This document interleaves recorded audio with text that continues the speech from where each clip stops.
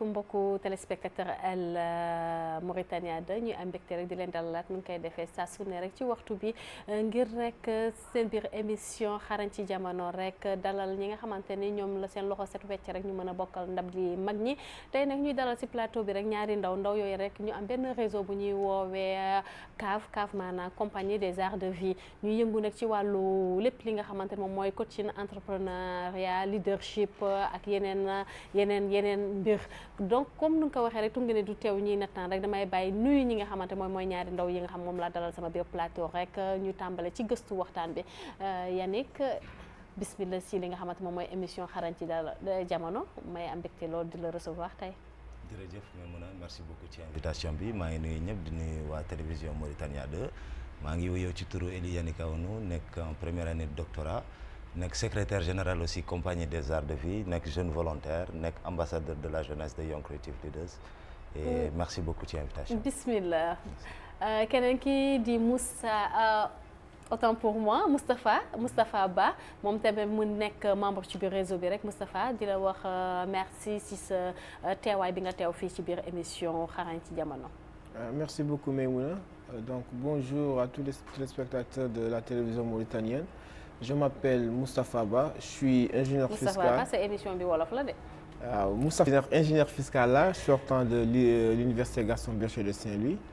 Je suis aussi jeune volontaire, jeune ambassadeur de la jeunesse de Young Creative Leaders et aussi membre de la compagnie des arts de vie. waaw membre compagnie des arts de vie damay bañ rek ñu yóbbu la xam nga wàlla wale donc mbokk yi comme ni ñu koy defee saa su ne rek xam ngeen xarañ ci jamono dafa am ay rubrique am yi nag moom mooy du ñuy njëkk a dugg ci li nga xam ne moom mooy gëstu waxtaan bi rek moom la leen di indi léeg-léeg damay ànd ak sama réalisatrice rek sa lëmbuuxa rek mu dem ñu seeti li nga xamante ne moom mooy xale yi ci li ñuy yëngu li dellu si waat suñu plateau.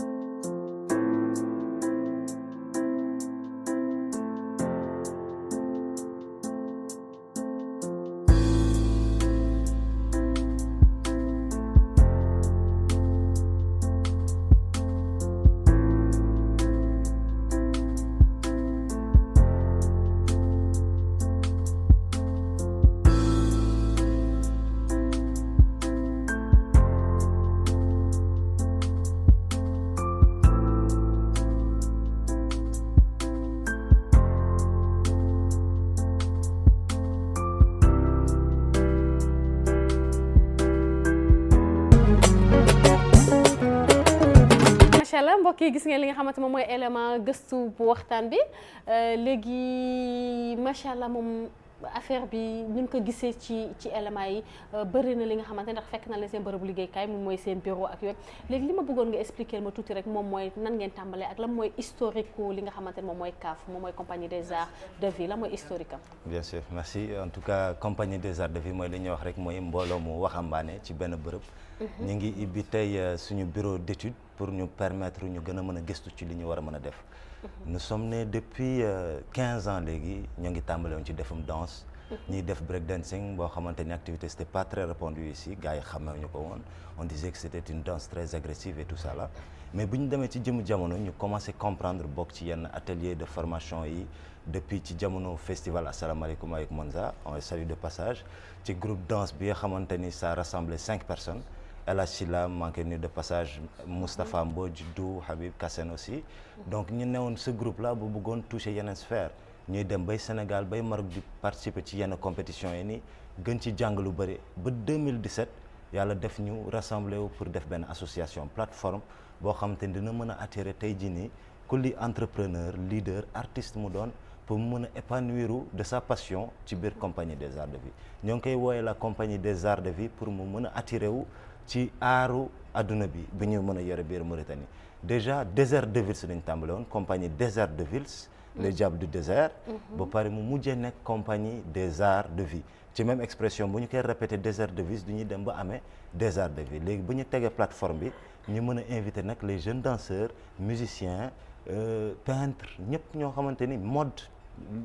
lépp loo xamante ni day jëm ci wàllum art ñu woo ko mën ko entretenir di liggéey ak moom ci différentes commissions li jëm ci wàllum commission réalisation commission communication commission production ak commission management parce que dañuy bëgg di gëstu pour nit ñi naan rek xam-xam xamale ñuy gën a jàppale ndaw yi fi nekk yi si loo xamante ne xamuñu ko woon ñu mën ko jàppale professionnellement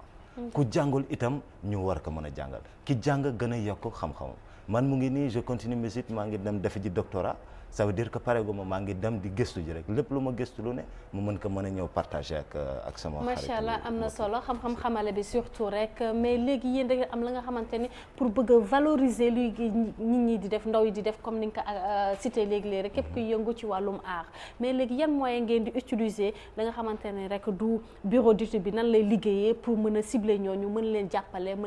pour mën leen gunge ci ñoom lu ñuy def li Moustapha. Merci beaucoup. Donc la CAV bureau d'études la association la donc bi regroupé artistes entrepreneurs et leaders. Donc trois types de personnels, à savoir l'artiste, l'entrepreneur et le leader. Donc nous sommes là aussi pour essayer de créer 1000 artistes entrepreneurs et leader d'ici l'horizon 2030. 1000 artistes ngeen bëgg a créer d'ici 2030. bëgg former waaw. fii ak fukki at maanaam benn 15 ans parce que ñun nous suivons un programme 2030 nga wax. 2030 ñu ngi si 2020. ñu ngi si 2020. donc fii ak 10 ans incha allah rabbi. fii ak 10 ans parce que lu tax ñu naan 1000 artistes ñun nous suivons un programme c'est-à-dire le programme des Nations Unies les ODD les objectifs de développement durable. Donc c'est d'ici 15 ans. Donc depuis 2015 à 2030. Donc d'accord. On s'est donné un objectif pour former ces 1000 artistes. Donc comment on fait pour les formations? Des fois on fait des ateliers de formation. Donc atelier de formation moom ngeen di def taxawal pour taxawal ko donc on fait des ateliers de formation soit par exemple en wàllum management artistique. wàllum si wàllum production wàllum si wàllum communication. ou bien soit sax si wàllum entrepreneuriat. Nous on a 4 commissions actuellement. Nous avons les commissions sur la communication. On a commission on a commission réalisation production, on a commission production management. Et on a commission management. te soo ko management boobu noonu c'est le management artistique bi la bokk management entrepreneurial et management aussi leadership. D'accord. Donc quand je dis produit quand l'artiste vient avec son idée soit on l'aide à écrire son projet par exemple ou bien soit on lui jàppale ko pour mu monter benn spectacle. Donc là CAV mooy jàpp si loolu yëpp si wàllum communication bi. moo koy gunge daal ba artistes yooyu ba mën a fës seen mbëbët ñoom par exemple artistes yi da ngay gis la plupart du ñuy am ay gis-gis am ay xalaat mais xamuñ na la ñuy jaar xamuñ na lañ koy def ba teg ko. dégg yéen da nga leen di accompagner ci wàll moom. ci wàllum boobu donc di leen di accompagner en même temps dugal leen seen biir xel un esprit entrepreneurial. Parce que des fois il faut artiste loolu lay soxla. Soit le peintre, si on prend par exemple le cas du peintre, un peintre il peut faire des tableaux. Donc sooy xool un peintre tableau am yëpp message la. Parce que sooy xool art si boppam c'est une façon de parler, c'est une façon de s'exprimer, c'est une façon de wax sa xalaat. Donc si le peintre lui-même il veut vendre par exemple ses tableaux wala soit il veut def benn spectacle wala benn festivité bi nga xam ni c'est pour vendre ses tableaux. Et là s'il n'a pas l'art de ressortir li mu bëgg a wax wala soit fekk ko amul art de quelqu'un qui nga xam ni ça c'est son projet, il faut que mu jaay ko avec un côté entrepreneurial, un côté logique. Donc loolu du mun dox. Donc la CAV elle est là pour aider ces jeunes. Et qui dit aider aussi ces jeunes dit aussi jàppale jeunesse bi, parce que nous tous nous sommes la jeunesse. Donc nous sommes des jeunes, donc à peu près 70% de la population est les jeunes. Donc le travail doit commencer par nous-mêmes. Par nous-mêmes. waaw am na solo lool surtout li nga xamante moom mooy jàppale jeunesse bi. ban manquement ngeen gis ci biir réew mi ba mu laaj leen yéen ay xale macha allah ngeen jóg pour dugal seen loxo ni lii dañ ci war a yëngu. bien sûr gis nga li ñu naan ci wàllum volonté da ngay am yéene def. léegi yéene boobu noonu dañ koy transmettre léegi ñun yéene boobu dafa nekk énergie ci ñun ñu koy liggéeyee dynamisme dañu bëgg prouver ni tey jeunesse bi ñu ngi ak volonté bi ñu ngi ak dynamisme bi mais itam ñu ngi aussi ak énergie boo xamante ni képp ku nee ni amul liggéey dafay fekk moom la neex. C'est vrai aujourd'hui y a pas de travail nit ñi wax nañ y a pas de travail mais bu ñu ko xoolee ni amul travail dama war a toog bañ def dara. Nous avons ouvert le bureau de la CAV tey jii nii pour permettre à la personne boo xamante ni mu ngi woon ak benn passion boo xamante ni mënu ko woon développer ñun dañuy ñëw dimbale ko soutenir ko développer ko. On n'a pas c'est-à-dire on n'a pas d'aide venant de l'État. Néewuñu wëriwuñu État.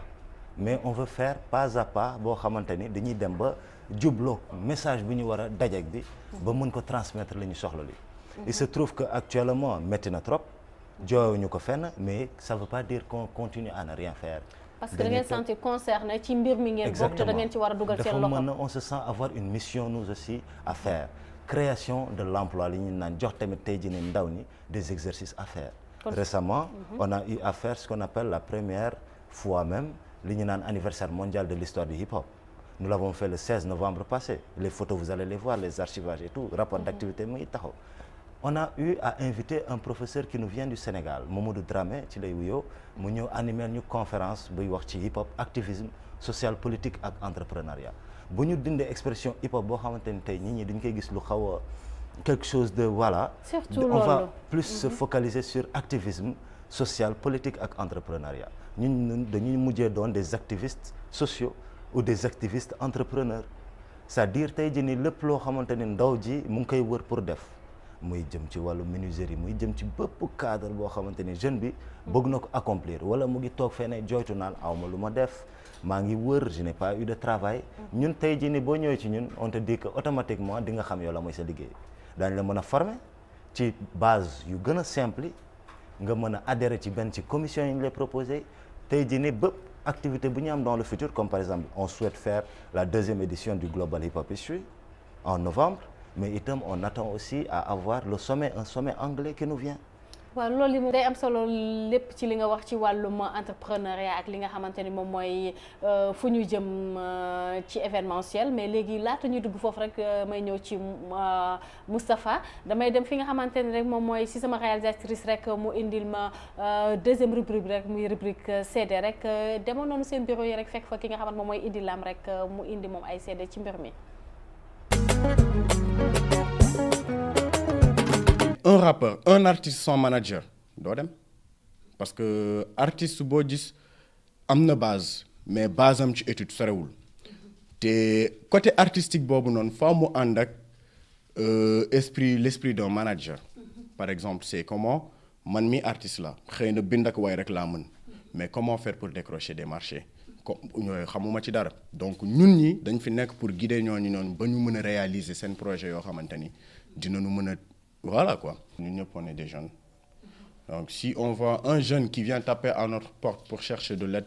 ñun on se porte garant et c'est avec un grand plaisir la ñu lay jàppale parce que jeunes yi bëri nañ fi ndeysaan ñi xam bëri nañu ñi xamul bëri nañu ñun ñi ngi fi pour ku xam ñi ngi fi pour ku xamul boo ñëwee dañ lay jàppale wuti la solution pour qu'au moins li ngay ndamoo boo nee artiste nga ñëw qu'on puisse te reconnaître que tu puisses te positionner par exemple au niveau du territoire ba ñu xam yow fan mooy sa positionnement et tout ça a été fait grâce à la CAV. macha allah gis ngeen li nga xamante moom mooy Idy de tàmbale woon nañ ko tuuti rek ci lu mu wax li moom ci côté entrepreneuriat la gis mais damay laaj man nga nekk entrepreneur mën a diriger yéen ngeen di accompagner mais est-ce que artistes yi ñoom bàyyi nañu xel ci li nga xamante moom la ñu ñàkk parce que yow waxoon nga ko sànq mooy artistes yi dafa am fu leen di gis fu leen teg mooy maanaam jànguñu ils sont pas responsables surtout les rappeurs la plupart mu di benn opinion ba nga xamante bu négatif moom la population di am ci ñoom te léegi ñuy gis du ñuy wax artiste ak entrepreneuriat te kenn mënatul dem bàyyi moromam yow léegi lan ngay am apport bi nga xamante ne moom ngay wax ci côté boobu. ci côté artiste ak entrepreneuriat. Donc ici en Mauritanie léegi sooy xool à chaque fois on dit que artistes yi ils sont un peu genre ils sont un peu vulgaires.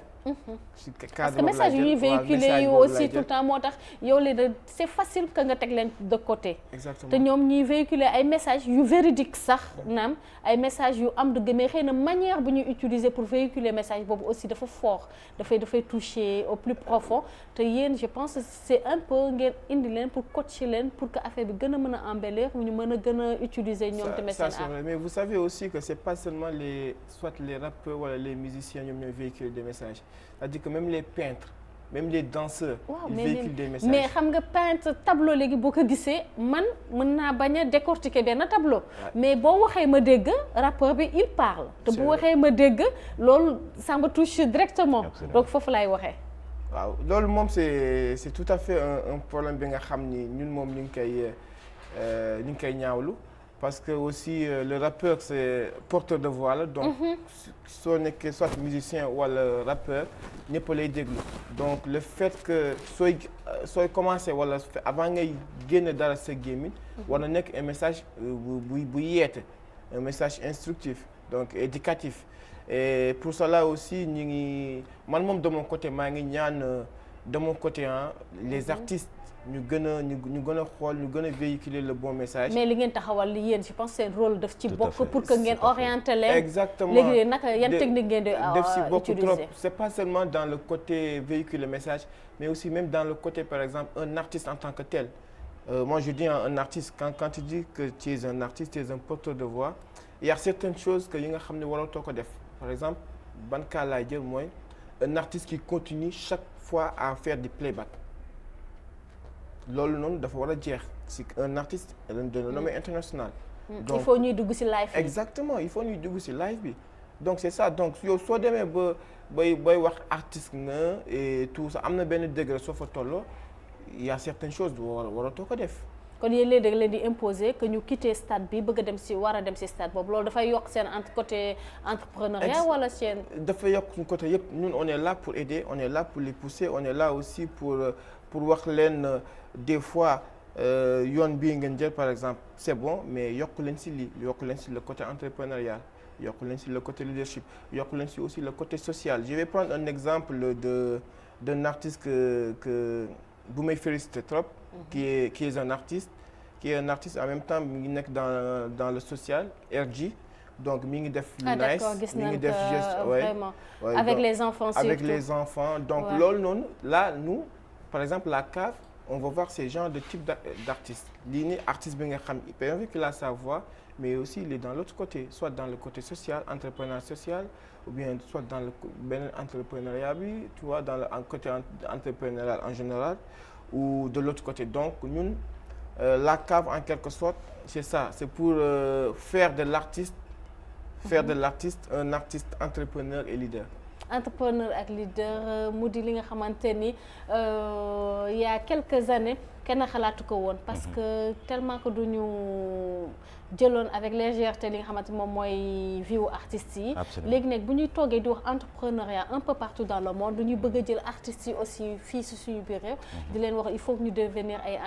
entrepreneurs yéen macha allah donc dama wax il y a beaucoup de le chemin est très long. am na lu bëri la ngeen war a def léegi yan apport ngay indi ci mbir boobu. absolument donc voilà ci même cadre la rek toujours parce que ay appui rek lay doon ay soutenance aussi ay support yu bëri parce que lu mu néew xëy na xamuñu dara waaye mun nañu appuyer une personne pour mu mën a toucher benn sphère aujourd'hui mun nañu dem ba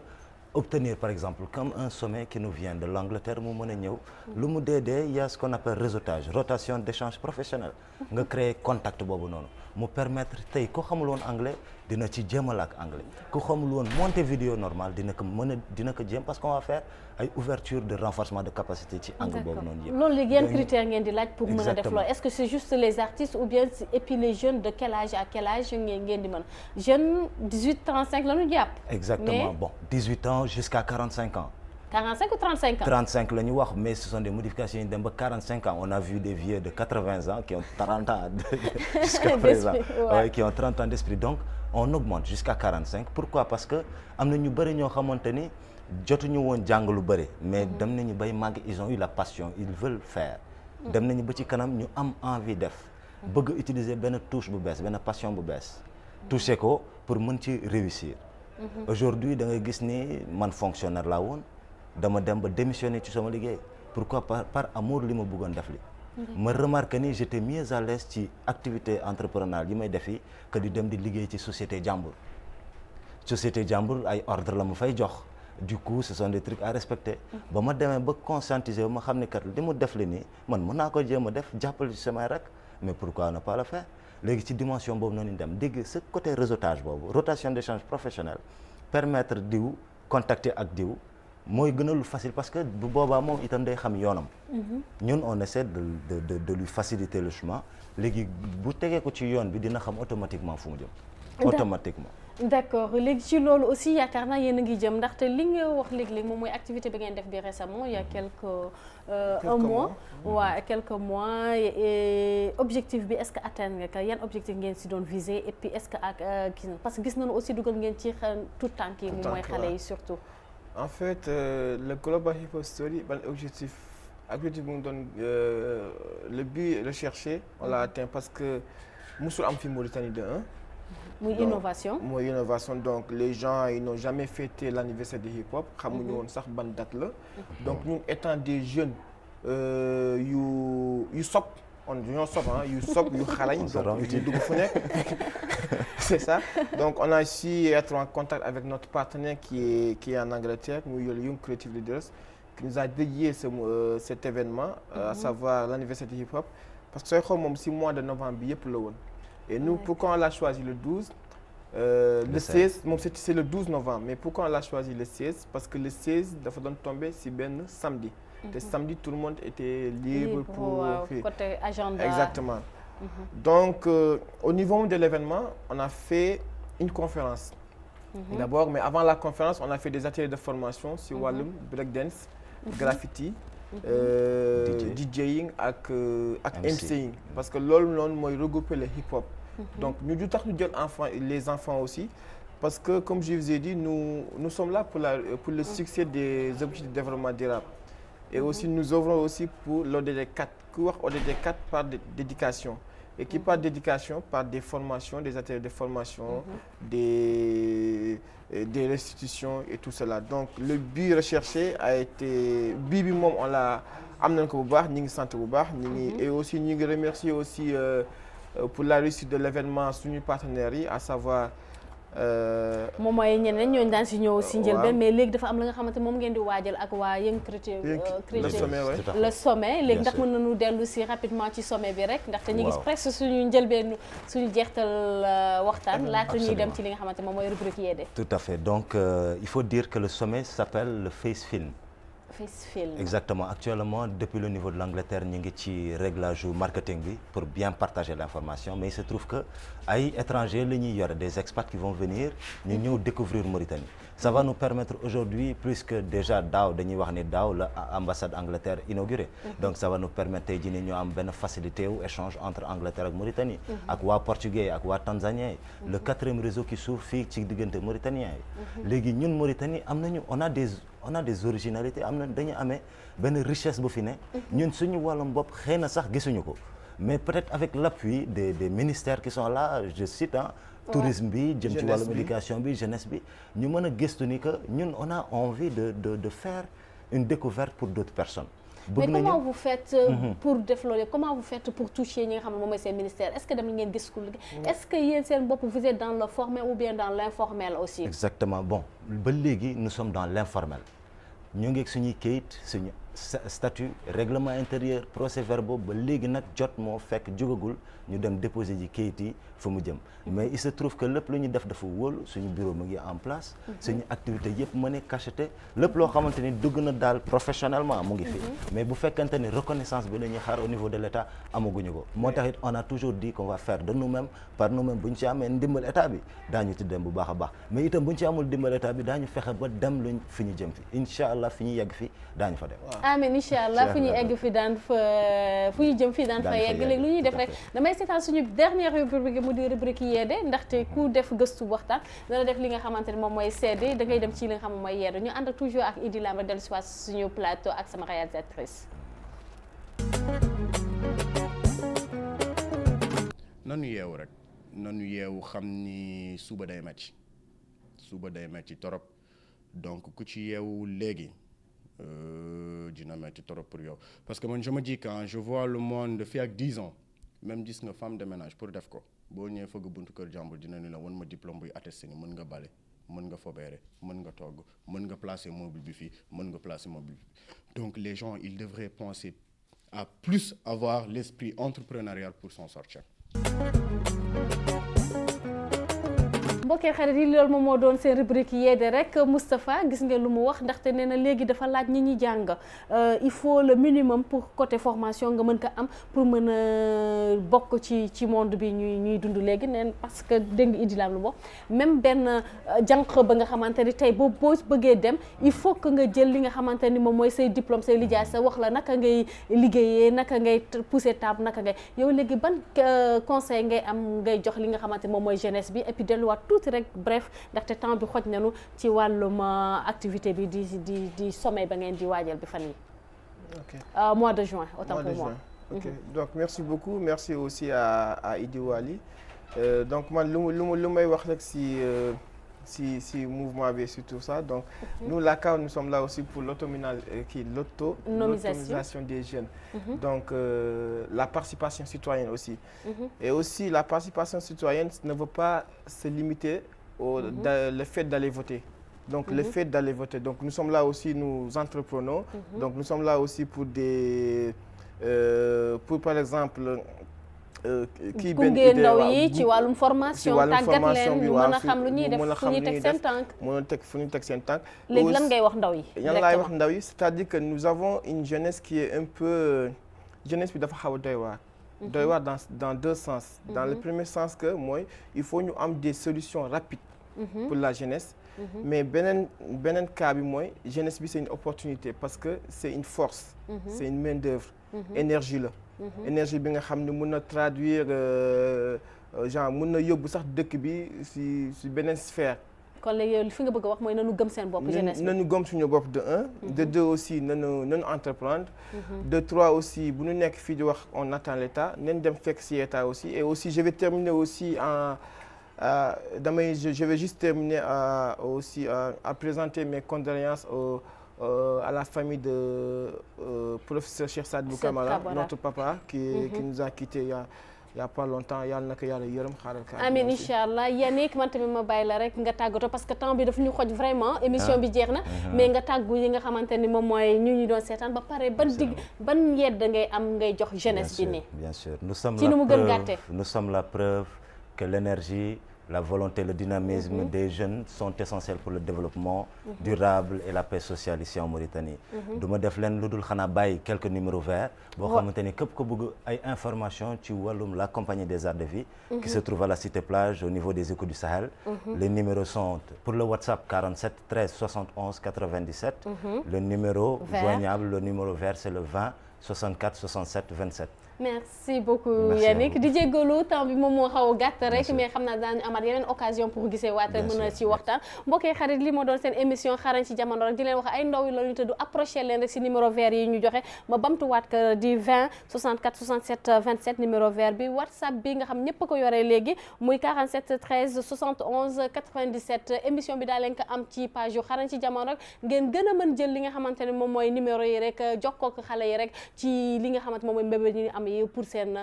ndaw kon nag mbokkee xarit yi di ñaan aussi ministère yépp nañ leen woo tàllal leen loxo ñu nekk ci dans l'informel mais am li nga xamante moom mooy Pastef ak liggéey pour jëmale seen réew ci kanam kon fokk ngeen jot leen mbokkee xarit yi di leen dig daje incha allah sama beneen émission